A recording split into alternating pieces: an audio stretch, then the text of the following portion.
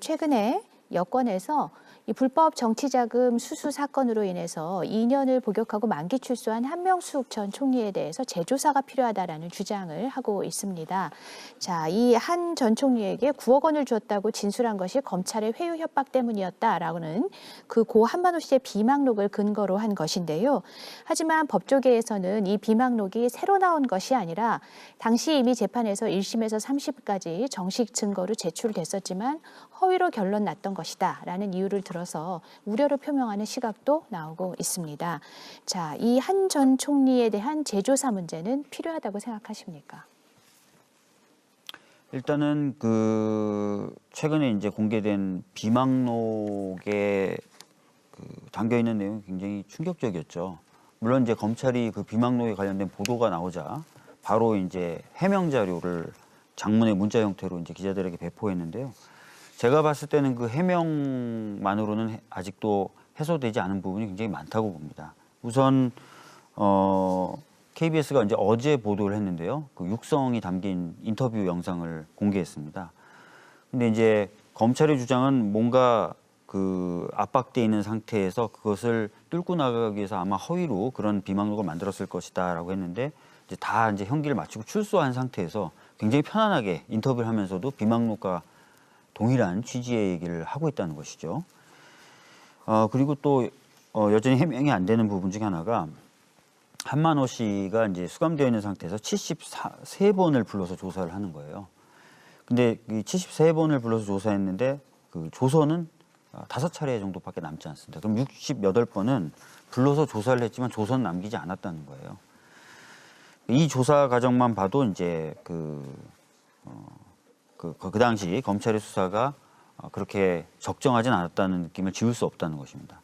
더 나아가서 검찰이 주장하는 게 뭐냐면 이 한만호 비망록이라는 것이 재판 과정에 현출이 됐고 법원의 엄격한 판단을 받았기 때문에 더 이상 문제될 거 없다라는 건데 그 이후에 2018년이었죠. 그 사법농단이라는 것이 이제 외부로 드러나면서 196건의 문건이 공개가 되는데요. 법원행정처가 만든 그 문건의 다수 문건에 여러 차례 반복되게 이 한명숙 사건이 거론이 됩니다. 뭐 예를 들어서 상고법원 입법을 위한 대국회 전략이라는 문건에 보면은 이 한명숙 사건이라는 게 그 당시 여당이었던 새누리당을 설득할 만한 키 포인트가 되는 사건이다. 이게 무죄가 나오면 새누리당 설득하기 어렵다. 이런 문구가 들어있고요. BH 설득 전략이라는 문건에도 여러 정치인들 관련된 사건에 청와대가 굉장히 관심이 많다. 그 당시 박근혜 청와대가. 그리고 이게 잘 처리가 돼야 된다. 청와대를 설득하기 위해서는. 그런 내용이 등장을 하고 있습니다.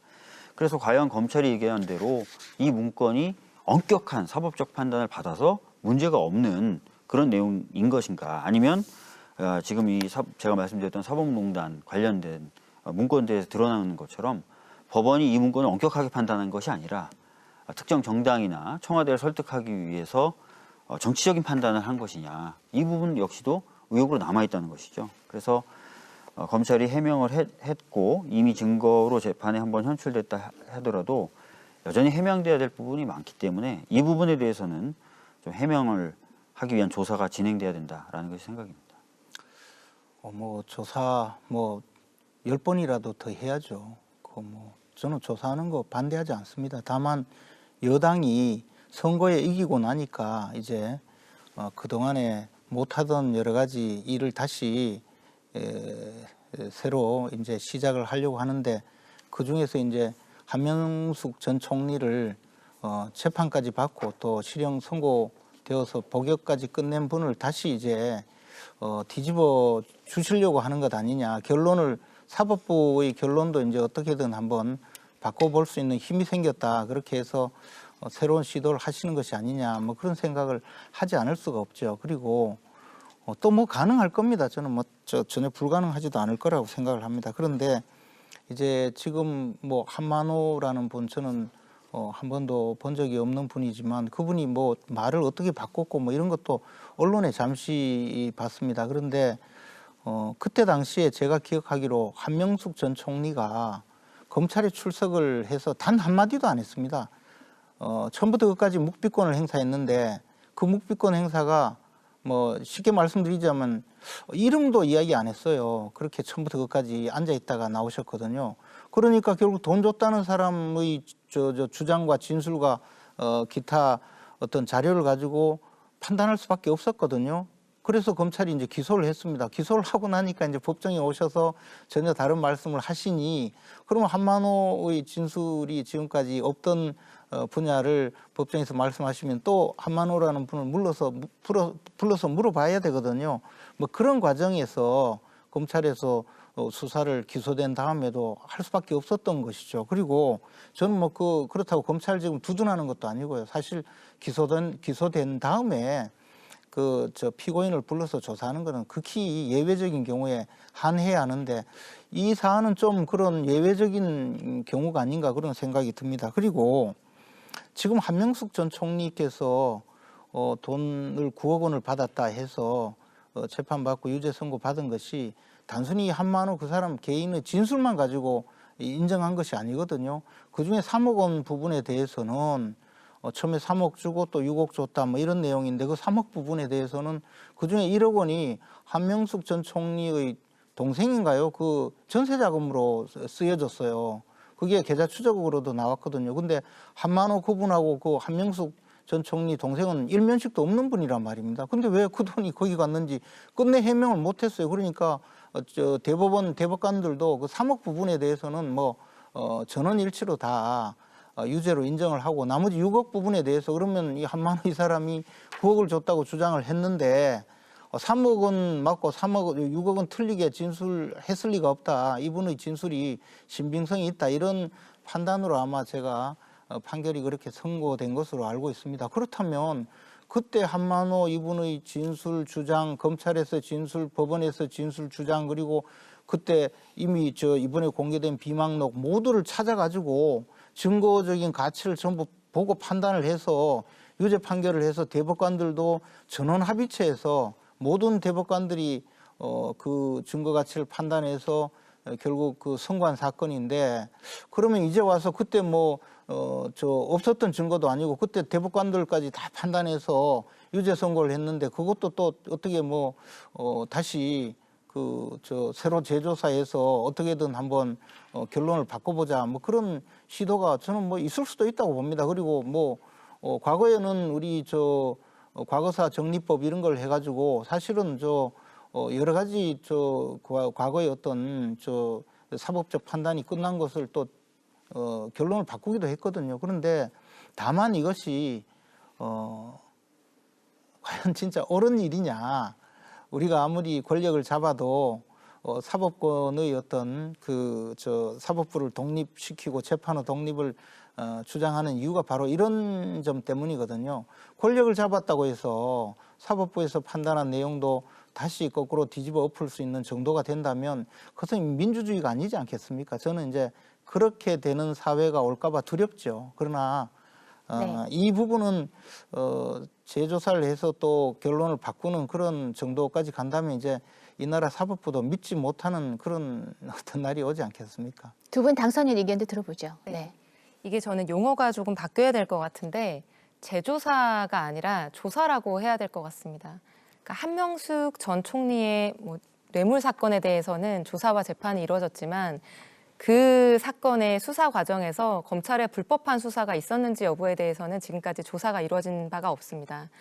지금 한명숙 전 총리 사건에서 이게 증거로 제출됐었다. 그래서 대법원에서까지 이 내용을 봤다라고 하지만 그게 증거 능력이나 증명력을 판단하는 수준에서 이제 그 문건이 그 재판에서 이제 검토되었을지 모르겠으나 실체적으로 어떠한 그런 부당한 압력과 불법한 수사가 이루어졌는지에 대해서 이제 조사가 된 것은 아니기 때문에 이 부분이 이제 조사가 필요하다라고 하는 것입니다.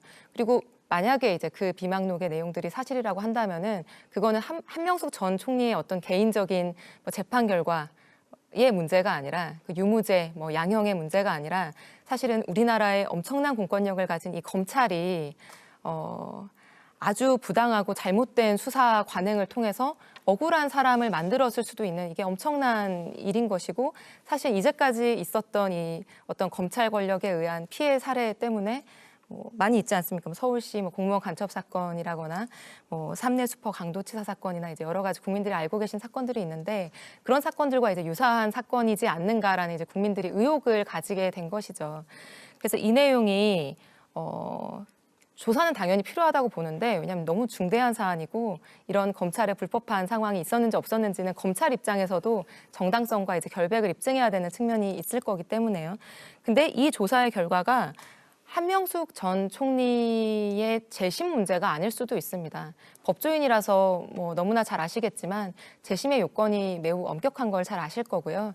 그래서 이게 사법부의 결론을 단순히 바꾸겠다라고 하는 것이 아니라 지금까지 오랫동안 문제 제기되어 온 검찰의 부당한 수사 관행이 이 사건에서도 있었는가 없었는가, 있었다라고 하면 이제 그 내용이 무엇이고 우리가 이걸 어떻게 고쳐가고 극복되어야 되는가, 검찰 개혁하고는 어떻게 이 내용과 연결되어야 되는가라는 이제 사회적인 과제를 우리가 안게 된 것이고, 그런 측면에서 저는 여당이 지금 재조사 또는 조사를 요구하고 있는 것이다, 이렇게 말씀드리고 싶습니다. 그러니까 네, 결국 지금 이제 시점, 제가 하고 가겠습니다. 그러니까 시점의 문제죠. 결국 여권 지도부가 이 문제에 대해서 다시 조사하자, 재조사하자 얘기를 하는 것 자체가 이제 여권이 177석을 얻고 거대 이제 여당이 되고 나니까 어떻게 보면 유죄 판결도 다시 조사해서 물론 이제 검찰의 강압 수사가 있었는지 없었는지 또 그것이 검찰 개혁과 연관이 되어 있기 때문에 문제 제기를 했다고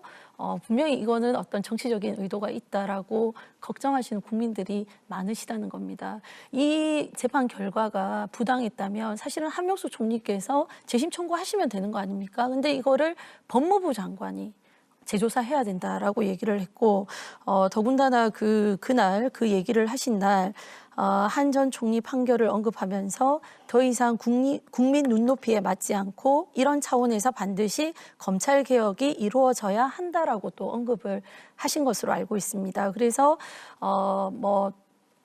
일부의 국민들 또 저희도 우려하는 것이 조국 사태로 검찰 개혁의 동력이 많이 떨어졌는데 여권이 거대 여당이 되고 나서 한명숙 카드를 가지고 다시 검찰 개혁에 드라이브를 걸려고 하는 의도가 있는 거 아니냐, 이렇게 이제 저희는 의구심을 갖고 있는 것이죠. 네. 그런데 이제 검찰 개혁 이야기하니까 지금 나온 이야기죠. 근데 말씀하신 대로 검찰이 부당한 수사를 하고 강압 수사를 했다면 당연히 이거는 조사해서 처벌해야 됩니다. 저는 그동안에 이 탄핵되고 난 다음에 한 6번 조사를 받아서 6군데서 각각 다른 조사를 받아서 그런 강압 수사가 있다면 처벌을 해야 된다는 주의입니다. 그리고 또 저도 검사가 제가 봐서 도대체 판례도 한 번 안 읽어봤는지 기소할 수 없는 내용을 기소를 해서 대법원까지 무죄를 받았거든요. 나는 그 판단을 한 검사도 처벌을 받았으면 하는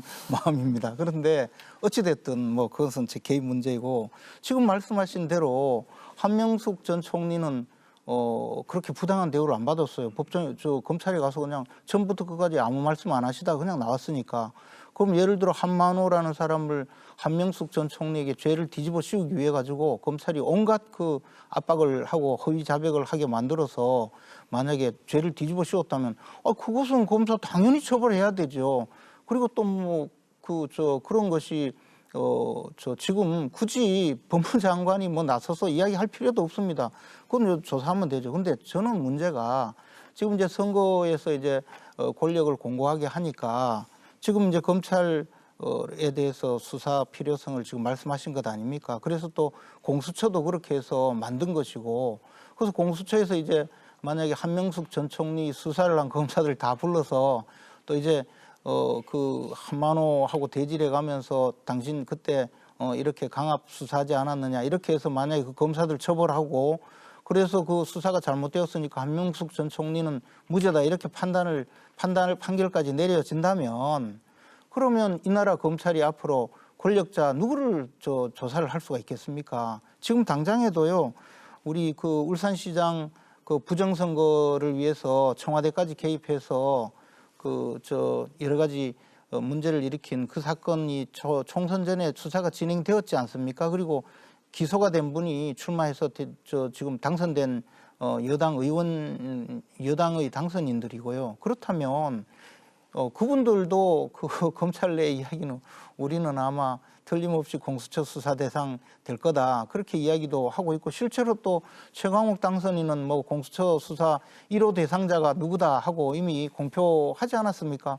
그럼 앞으로 이 나라 검찰은 권력자의 부패, 권력자의 부정행위, 권력자의 어떤 일탈행위는 아마 아무도 수사를 할 생각을 못 할 겁니다. 왜냐하면 수사했다가는 도리어 나중에 공수처에 불려가가지고 전부 그동안에 있는 죄 없는 죄 다 처벌하고 또 조사를 받은 사람이 아우 나 억울한 일 당했다. 내가 지은 죄는 나쁘지만 저 사람이 저한테 반말했다. 이렇게 해가지고 수사 자체를 또 수사한 사람을 수사를 받게 만들고 이래서 그 역효과도 클 거거든요. 근데 지금 여당 당선인께서 그렇게 말씀하시는 거 보니까 아마 틀림없이 한명숙 전 총리 수사한 분들은 이제 곧 공수처에 불려가서 아주 호되게 조사를 받고 또 일부 처벌을 받는 수도 있겠죠. 그리고 또 여당에서 의도하는 바대로 사법부의 판단도 다시 바꿀 수도 있겠죠. 그렇지만 그게 과연 우리 국민들이 원하는